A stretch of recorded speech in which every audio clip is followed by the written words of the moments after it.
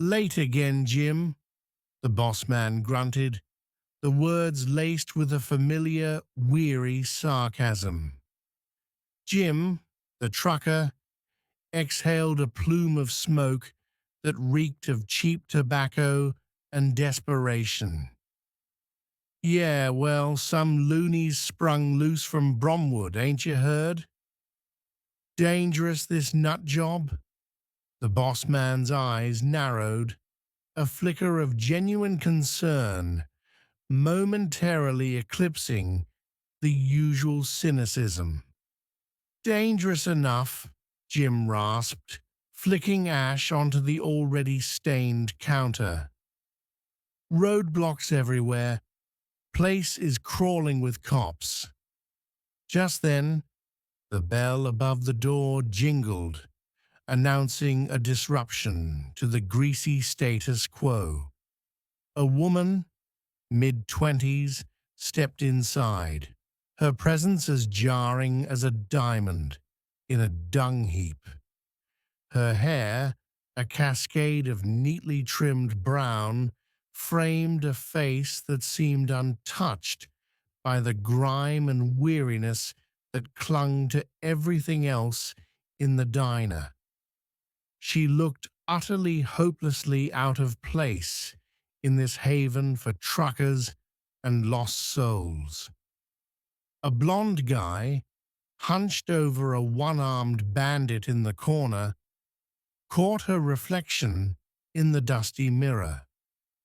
He paused, the clatter of the machine momentarily silenced, and risked a quick, appraising glance. There was something about her, a freshness, an innocence, that cut through the smoky haze like a shard of light. The woman approached the counter, her voice a smooth, melodic contrast to the gruff tones that usually filled the air. "Excuse me," she said to the boss man, her accent clipped and refined. "I'm trying to get to Bromwood Station." The boss man, wiping down a pint glass with a rag that had seen better decades, barely glanced up. "Only one bus on a Sunday, love, and it buggered off 10 minutes ago." A sigh escaped her lips, a sound of quiet resignation. "Yes, I know. Is there a taxi I could call?" "Not around here, darling. You're out in the sticks." He paused, a flicker of something akin to pity crossing his features. "Hang on a tick." He lumbered down the counter to where Jim, the trucker, was nursing his third or fourth beer. Jim's eyes were already glazed over, his speech thick with the promise of a drunken stupor. "You're heading towards Bromwood, ain't you, Jim?" "Mm-hmm," Jim mumbled, his words slurring into a barely coherent rumble. "But no passengers. Got a schedule to keep." The blond guy, sensing an opportunity, cashed out his meager winnings with Doris, the perpetually unimpressed waitress, and edged closer to the counter, positioning himself within earshot of the unfolding drama.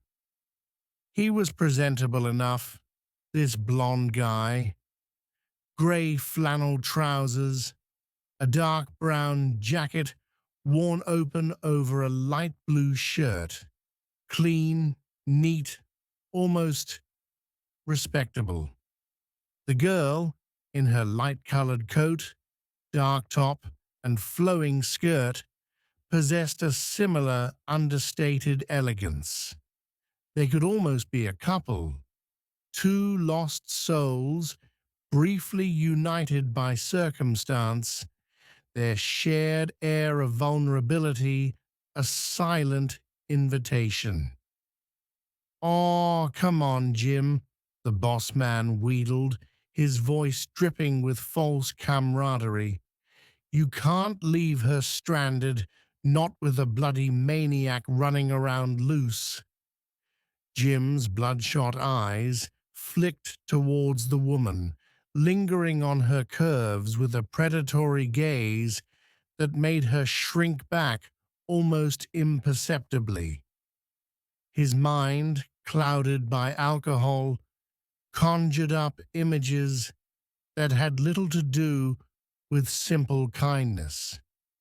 He saw not a damsel in distress, but a potential conquest, a momentary distraction from the long, lonely miles ahead. The lecherous thoughts swam in his drunken brain.